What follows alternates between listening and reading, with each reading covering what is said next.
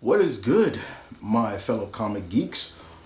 M.V.K here, once again, back again for another comic review. Coming to you, this comic is coming from the world of DC Comics, of course. If you saw the previous video I talked about, I reviewed Superman 78. I had a lot of fun with that, and today, in this review, we're reviewing Batman 89. The Batman that most of us children of the 80s grew up with in terms of movies. This is written by Sam Hamm, artwork by Joe Quineros, I hope I'm saying your name right, and Leonardo Ito. Once again, the covers are great. These covers are brilliant. I think this is a Kubert cover. But of course, as always, check out the sleeve. That's the sleeve, but again, they doing it again. It's like a old VHS tape. If you remember back in the day, the VHS tape of Batman, it had that same font and everything. It was cool.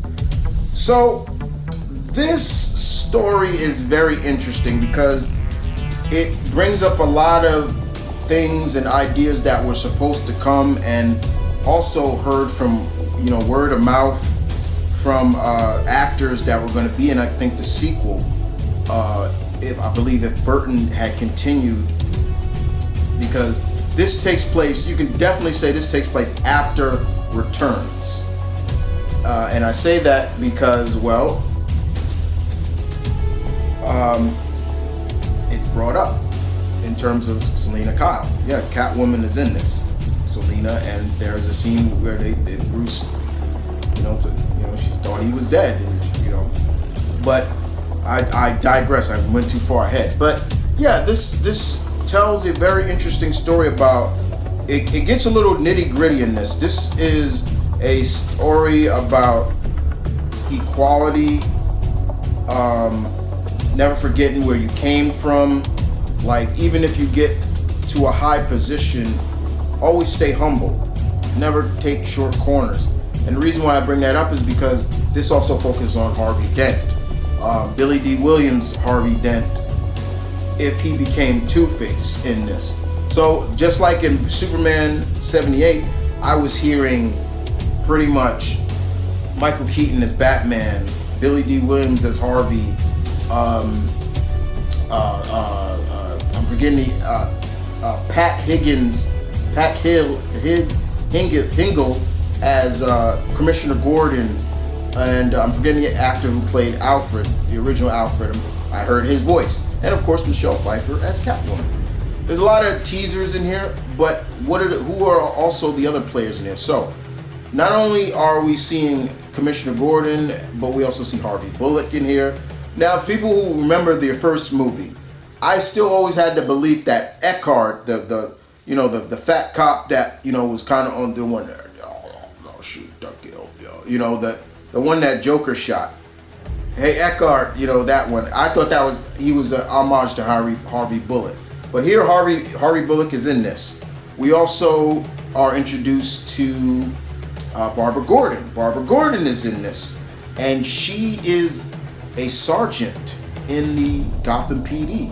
She became a cop like her dad, and she's engaged to Harvey in this. And also we are introduced to Robin. The only difference is he's not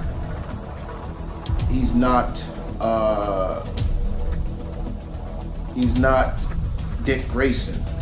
His name in this is Drake Winston. So it kind of feels like they mixed in this Robin, they mixed Duke and Tim together. That's the way I look at it. Now, when I first saw this, I was like, wait a minute. Go back for a second. I remember in an interview, I forget who was with. I think it was with the Breakfast Club or Hot 97. Marlon Wayans talked about he was going to be Robin in the next the sequel, if Burton's Batman came about. So I'm like, yeah, this is kind of, I think this is what Mr. Hamm is doing. So here we see basically Harvey is, he's still a DEA, he's still the district attorney, and now he's starting to kind of figure out that Gordon and Batman are in, cahoots, which they are, and he's kind of getting ahead because vigilantism is getting a little out of hand, and it kind of plays up that he wants to put an end to it, and he wants to take down Gordon with it. And it's just like, whoa, like this is a far different cry from what we saw in that first movie, where he read the letter when Bruce gave them the bat signal, and he was cool with it. But now it's like there's like a mission to try to find out who Batman is and things like that.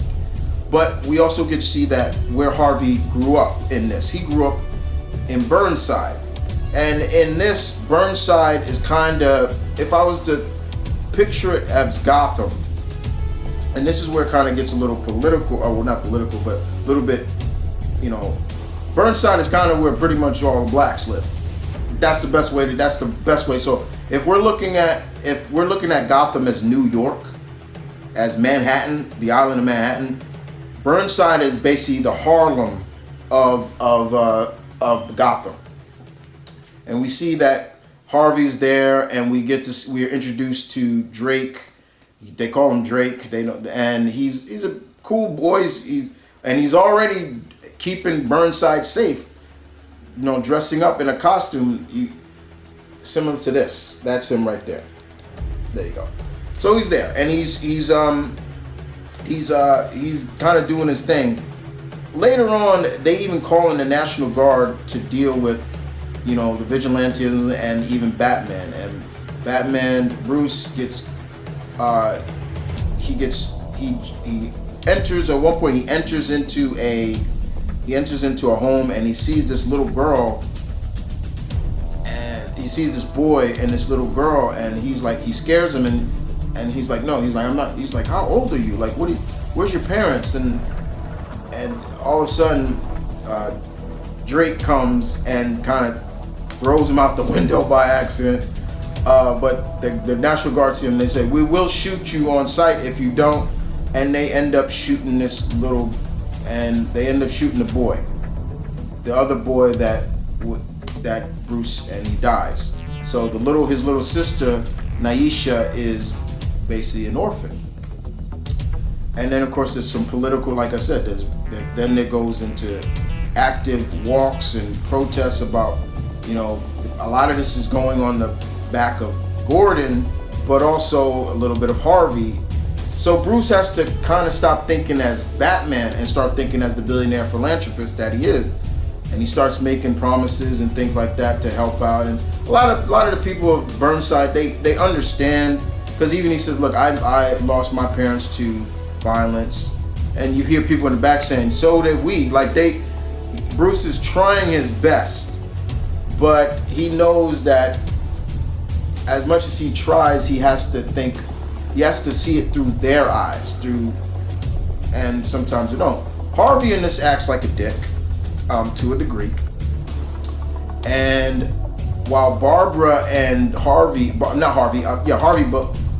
Bullock and Harvey Dent, see, because there's two Harveys.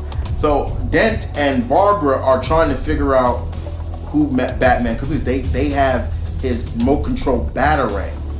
That remote control batarang. They're trying to figure out where the technology comes from, and they're talking about the army would love having it, and she's like, do they? And they were like, no, it's not from the army. It's crazy.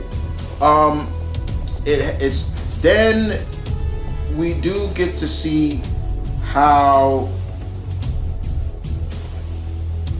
Harvey becomes Two-Face. And it's similar to how Harvey's face got messed up in the animated series. There was kind of an explosion. I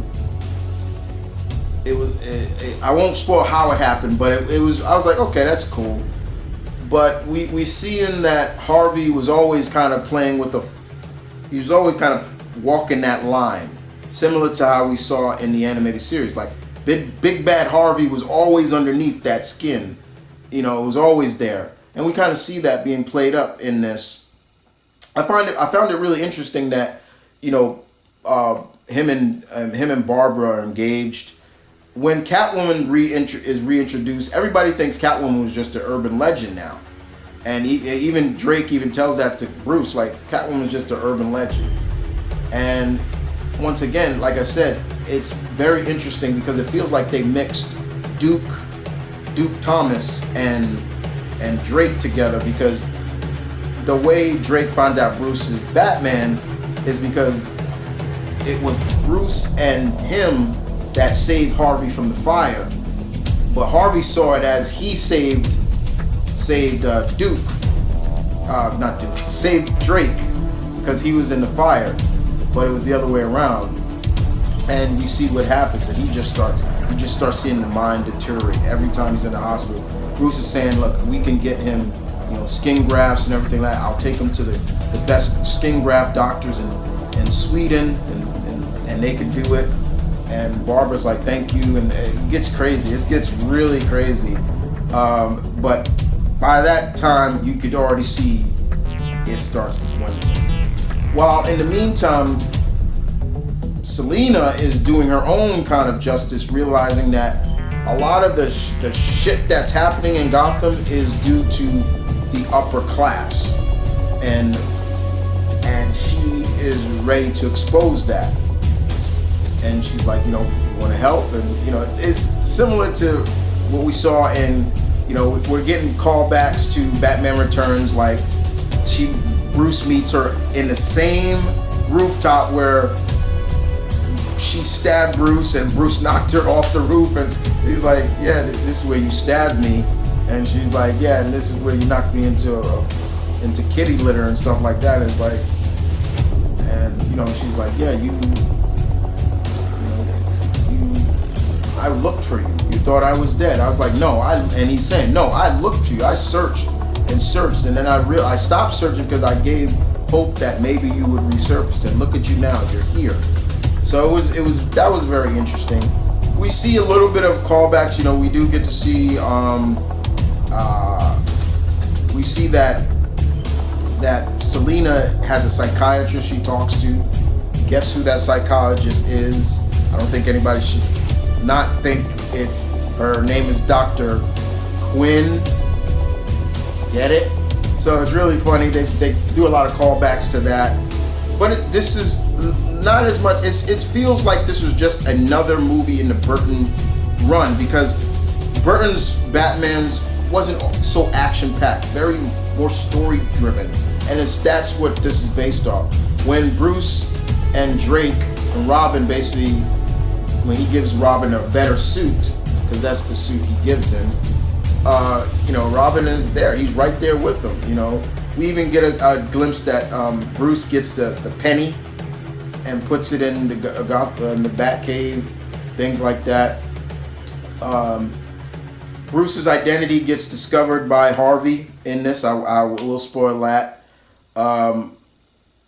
And it gets to the point where Harvey knows he's fucked, because he starts doing things like crooked, like giving the people of Burnside stolen money, and even somebody that he grew up with, Mr. Otis, who was a newspaper, he owns like a newspaper stand, knew him as a kid, and he knew it was Harvey doing this, and Harvey starts killing people. He shoots Gordon, he shoots Harvey, he shoots somebody he knew since he was a kid. It gets crazy. It gets really, really crazy, and you can only imagine how this was going to end. This was not going to end well for Harvey Dent, Two-Face. It wasn't going to end well, and I will say, it doesn't end well for the relationship between, I guess you can call it a relationship between Catwoman and Bruce. You know, Bruce felt like he could save Harvey, and Catwoman's like he was crazy, and it's like, yeah, we don't mix. And here I'm like, yeah, thank you God, yeah, that's right, you don't mix. Like, I never understand that. Guys, you know how I feel about Catwoman. I'm just like, I never get it. So yeah, it's really interesting. And what I also love about this book is that Bruce still has her cat. Remember, he had her cat at the end of 2, and then she said, well, Miss Kyle is gonna take her cat back. Thank you very much. At the end, but we see an alliance between Bruce and Drake, and he says, so what do I call you? Like, so what are we? And he says, well, Bruce, he says, well, you're a bat guy, I'm a bird guy. And he says, right now, he said, it's a work in progress, but you can call me, what did he say? It was really funny what he called him. He's got his, he said you can call me the Avenging Eagle. The Avenging Eagle. And because Bruce gave him the bat cycle, which is really cool. And he's like, you can call me the Avenging Eagle. And he's like, okay, Avenging Eagle. What I also love is that Bruce,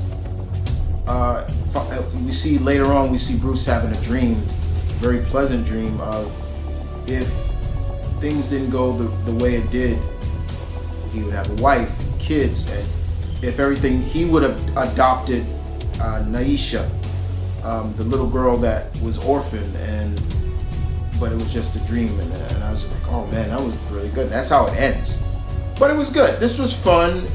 It's a little bit, if you're not into kind of this kind of storytelling, then you may not like it. I'm not gonna say it's woke, because it isn't woke. It's just dealing with current events that are happening in what's going on in society now. So it builds a little bit more like that. And I had to remember, because I'm like, because there's a scene where I'm like, there was people robbing like a video game store, and this kid pulls out an old PlayStation 1. I'm like, wait, PlayStation? Like, what the, wait. Oh yeah, that's right. Then I had to keep reading. I'm like, okay, this is supposed to take place after, because even Bruce looks a little different. Like, he's kind of rocking more of, I'll show you a look at Bruce Wayne. There he is. He's kind of rocking like a Reed Richards like look now, because he's showing gray on the side of his head. So this was still very interesting. And you know, you hear Michael Keaton, you hear everybody who played their respective characters.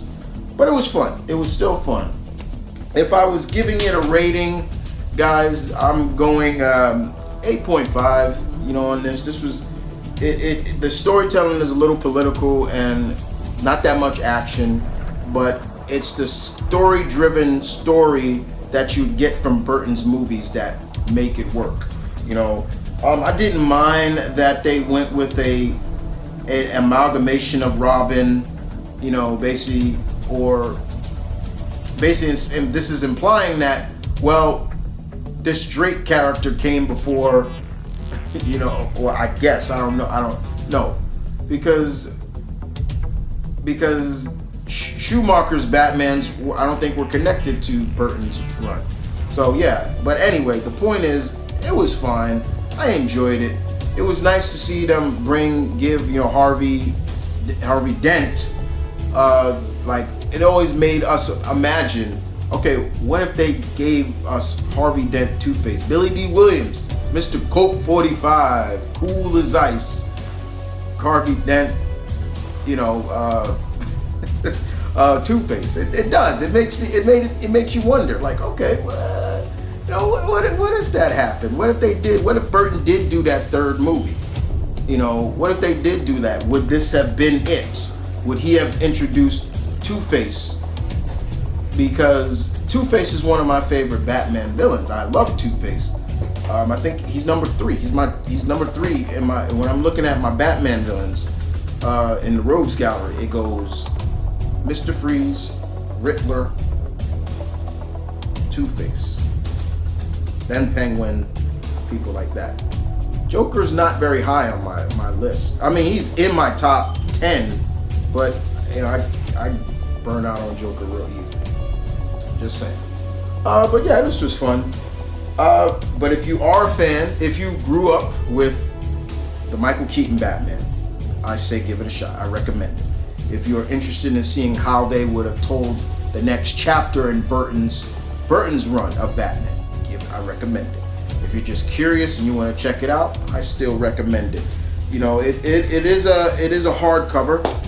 This is hardcover, and whenever you're getting a hardcover under DC, you're paying, you're paying about $25 for it. You know, you may get it cheaper at certain locations. I think when I got this off of Amazon, I got it cheaper because I pre-ordered it. So I got it a little bit cheaper. I know my local comic shop, Midtown Comics, also had it cheaper too. So if you want to go to midtowncomics.com to see you can get it cheaper, or in your local comic stores, yeah, check it out. But yeah, it was fun to see, this version of The Dark Knight Returns, and to hear Michael Keaton. He said, "I'm Batman," and all I kept hearing was his voice. "I'm Batman." I was just like, okay, but it was fun. So I do recommend it. I hope DC continues stuff like this. I would really like to see, and not just DC. I feel that comic companies, Marvel and DC, should do stuff like this. So, I think continue in the '89 Tim Burton, Batman universe, like introducing, other characters. Same thing with Superman. What else?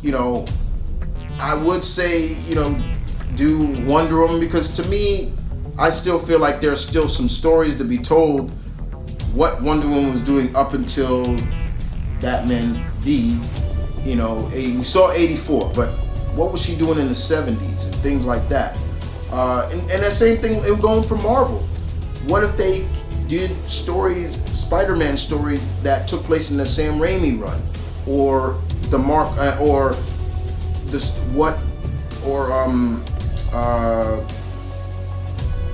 the Garfield run, or do storytelling in the X-Men run, or stuff like that. I like when comics do that. I like when they do this. This was fun, and I would love to see them continue this, continue more of this. Maybe another volume of this and another volume of this. This would be really cool. But outside of that, this was good stuff. Well, guys, thank you for listening. I ran my mouth off long enough. I'm glad to deliver. I know there's some people that have been asking me, like, where's the DC reviews? Like, and I like, most of my DC stuff are in trades now. I don't read a lot of books now in single issues. There's only 3 to 2 titles I do read in singles issue. Nightwing, World's Finest. I'm catching up on those right now. But everything else, from Wonder Woman to Flash to Batman to Green Lantern and stuff like that, all in trade. I read everything now in trade, because even the events, I'd rather read the DC things in events in trade than read them in singles issue. I don't know why. I can't do that with Marvel sometimes. I have to read that in singles issue. I don't know, it's just weird sometimes. But thank you for watching, my fellow comic geeks and readers. Keep reading, as always. This is M.V.K. saying deuces.